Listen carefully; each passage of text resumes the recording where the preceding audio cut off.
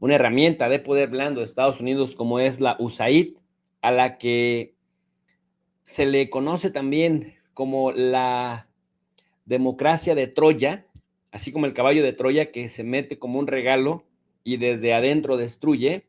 Bueno, pues la democracia de Troya justamente es aquella que a través de endulzar el oído, a través de financiar programas de supuesta ayuda, pues hacen que quien pague mande. En ese sentido, pues la USAID como herramienta del gobierno de los Estados Unidos que emana de la teoría de la ayuda externa, miren ustedes, la teoría de la ayuda externa viene desde los pensadores como Stephen Krasner, que también se le conoce como el padre de la teoría de los regímenes internacionales, plantea la idea de que gracias a la ayuda externa, en este caso que puede llevar a cabo una potencia, una superpotencia mundial, como Estados Unidos, se debe basar en programas que busquen aliviar la pobreza, tratar enfermedades, fomentar la democracia, la libertad de expresión, la participación ciudadana, el comercio global. Y también dice que esta teoría de la ayuda externa, que si la superpotencia ayuda, por ejemplo, da financiamiento para desarrollar investigación contra el VIH, ayuda a campamentos de refugiados, a alimentos para combatir la pobreza infantil y la desnutrición infantil, el apoyo a la democracia, al comercio global. La teoría de la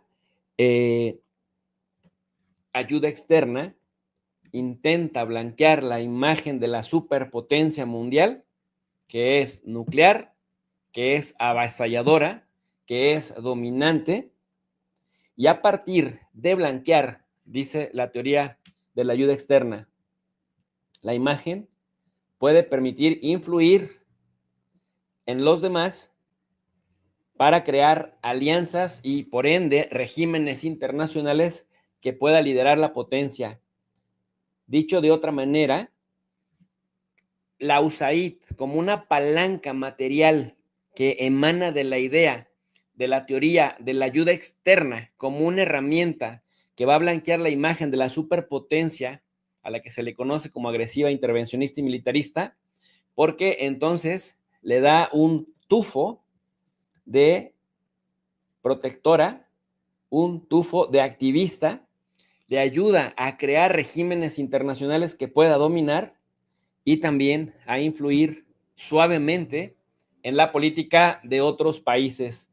En el año 2002, déjenme les comparto, para que vean que nosotros sí leemos, en el año 2002 apareció en la editorial de Oxford, The Paradox of American Power, Why the World's Only Superpower Cannot Got It Alone, que la escribió Joseph Nye Jr. Joseph Nye Jr. en este libro, en este libro, Joseph Nye Jr. plantea lo siguiente, o sea, emana un verdadero, pues un concepto que fue muy utilizado en las universidades. Yo recuerdo que, miren ustedes, los profesores de esta época y hablaban del poder blando, del poder inteligente, etcétera, etcétera, que emana del pensamiento de Joseph Nye Jr.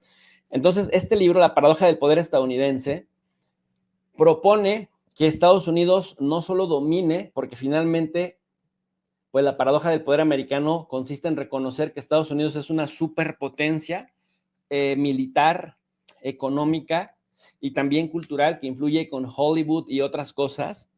Dice, no tiene precedente en la historia de la humanidad, pero también es interdependiente del resto del mundo.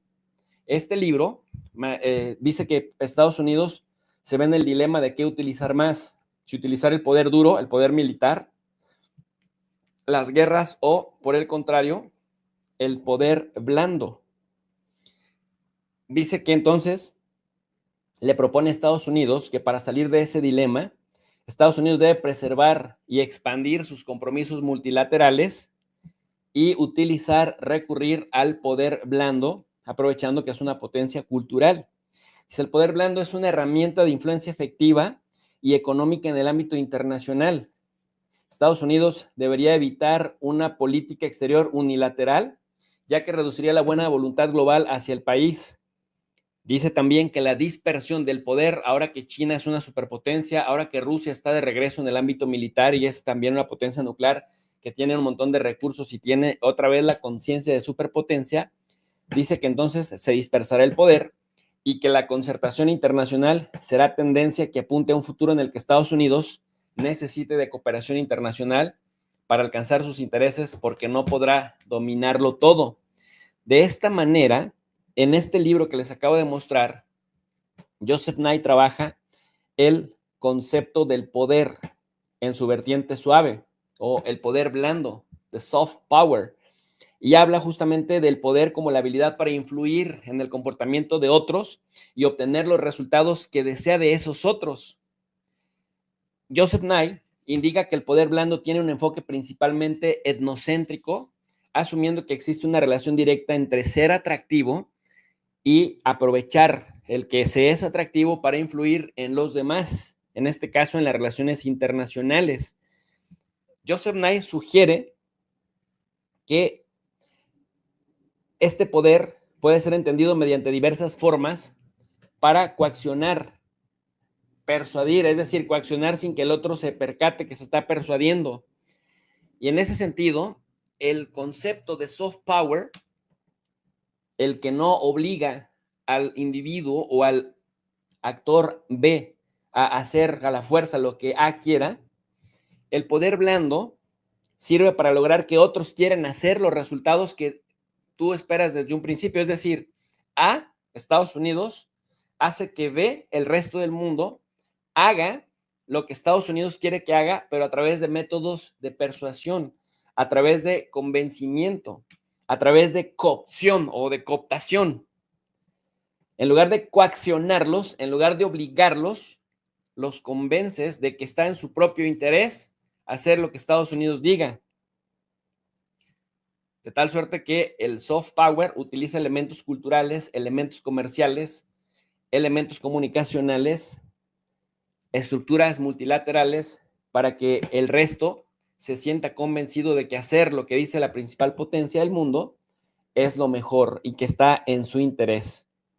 El poder blando, dice Nye, se utiliza por los estados, pero también por actores en política internacional, a través de organizaciones internacionales, ONGs, instituciones internacionales. También se conoce como la cara del poder, que indirectamente permite resultados deseados. De acuerdo con Joseph Nye Jr., el poder blando de un país descansa en tres recursos: la cultura, los valores políticos y las políticas exteriores, que es cuando los otros ven como legítimos, y la autoridad moral que se tiene. Dicho de otra manera, en The Paradox of American Power, Joseph Nye sostiene que una nación puede obtener resultados que quiere en política mundial porque otros países que admiran sus valores, que tratan de emular su ejemplo, que aspiran a tener su nivel de prosperidad y apertura, quieren seguirlo. En ese contexto, entre la teoría de la ayuda externa y la paradoja del poder americano con este concepto del poder blando, es de donde se concibe la importancia de la USAID como herramienta de influencia que por un lado refuerza principios de persuasión, pero por otro lado permite influir directamente en la conducta de los demás. Bueno, dicho lo anterior, los medios de comunicación se convirtieron en esa herramienta que justamente le permitió, pues, que le pudiéramos denominar la democracia de Troya, porque a través de ayudar fomentaba sus propios intereses y servía como herramienta para golpes de Estado. USAID fue creada en 1961 por el gobierno de Kennedy. En ese momento, él quería usar otras herramientas diferentes a las herramientas tradicionales de guerra económica y y competencia dentro de lo que era el mundo de la Guerra Fría. Y realmente fue muy efectiva la USAID, así como otras agencias de financiamiento, para influir en la política internacional e imponer la agenda norteamericana en todos los países. En su cuenta, Truth Social publica esto y en mayúsculas: parece que se han robado miles de millones de dólares a USAID y otras agencias, y gran parte de ello fue a parar a los medios de noticias falsas como recompensa por crear buenas historias sobre los demócratas. El Raj de izquierda, conocido como Político, parece haber recibido 8 millones de dólares. ¿Recibió dinero el de New York Times? ¿Quién más lo recibió? Este podría ser el escándalo más grande de todos, tal vez el más grande de la historia. Los demócratas no pueden esconderse de esto. Es demasiado grande, demasiado sucio. Bueno, ya sabemos que con Donald Trump siempre grandilocuente, todo es demasiado. Bueno, entre los gastos más absurdos, dice RT, ¿sabías que esta agencia ha financiado desde el apoyo a terroristas hasta historietas trans en América Latina? ¿Listos para sorprenderse? Dice, la Casa Blanca ha publicado una lista de gastos ridículos de la Agencia de Estados Unidos para el Desarrollo Internacional, que actualmente está en revisión.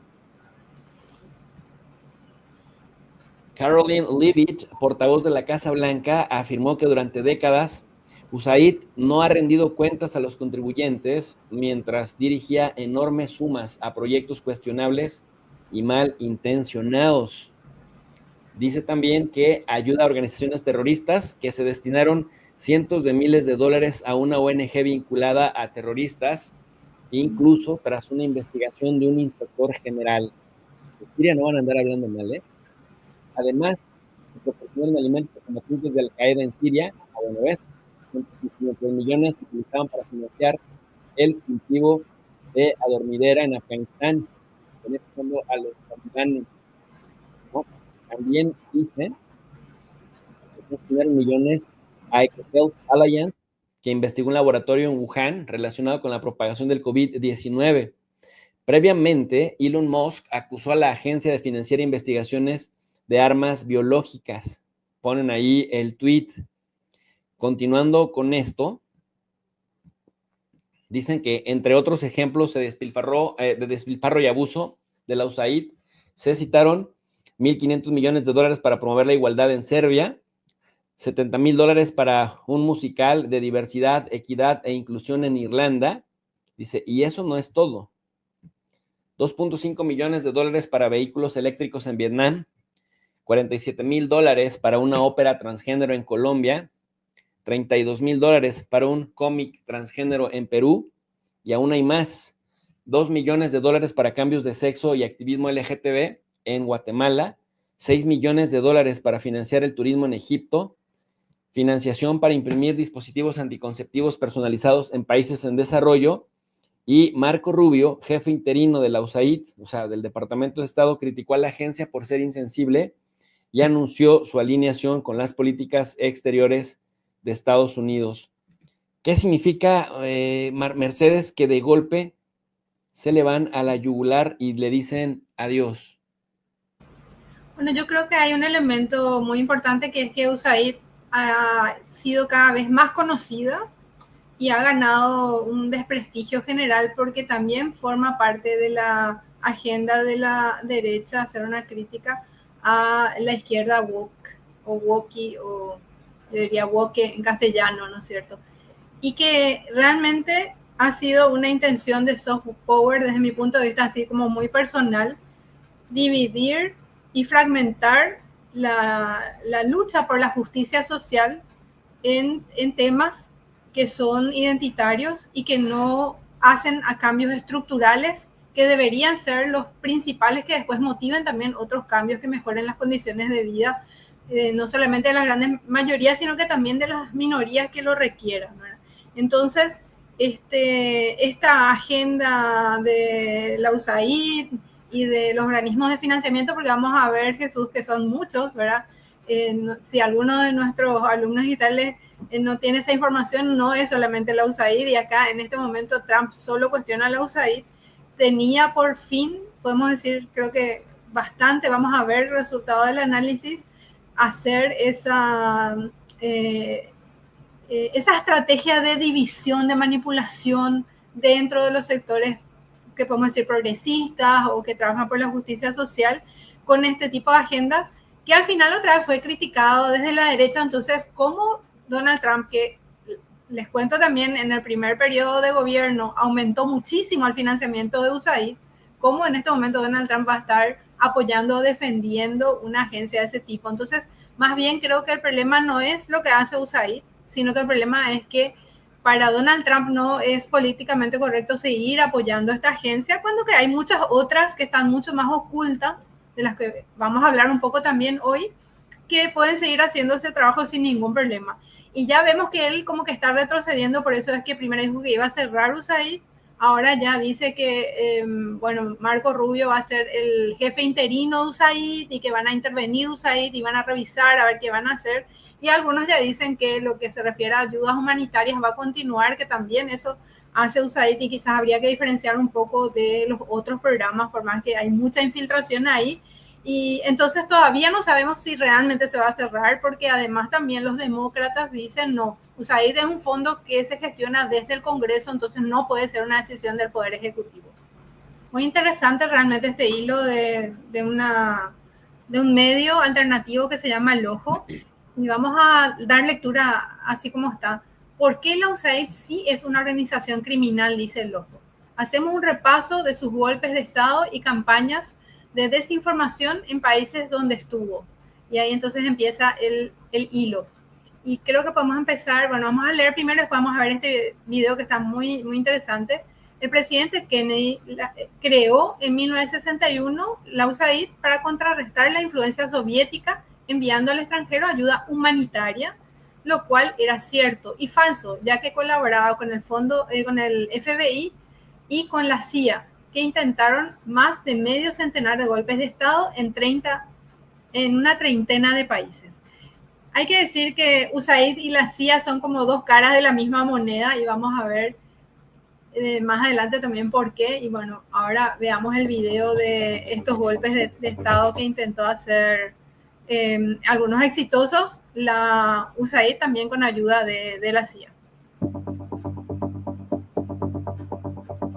Acá podemos ver, entonces, desde 1948, golpes de Estado en América Latina. Necesitamos la música, por favor. Ah, sí, perdón. Gracias. Y en Paraguay también, en el sudeste asiático, todos golpes de Estado propiciados por Estados Unidos a través también de estos poderes blandos. Entonces, como bien dijiste, la estrategia de Kennedy fue claramente reducir el uso de la fuerza y usar otros mecanismos para hacer golpes de Estado. Ya estamos en la década del 70, ahí está el golpe a Argentina, después Bolivia, Chile, en nuestra región, también Uruguay, en el 73 en Argentina, en el 76, sin dejar de hacer golpes en Medio Oriente, El Salvador en el 80. Tenemos también, ahí empiezan los golpes en África, que en ese momento se estaba emancipando, El Salvador, Granada, en el 89 en Panamá, Haití en el 91. Acá ya empieza la nueva etapa de los golpes de Estado también. En América Latina ya post, digamos, dictaduras. Venezuela en el 2003. Haití por tercera vez en el 2004. Luego ya empiezan los golpes de Estado también en Europa del Este, ¿no es cierto? Digamos, lo que era la parte antes de la Unión Soviética.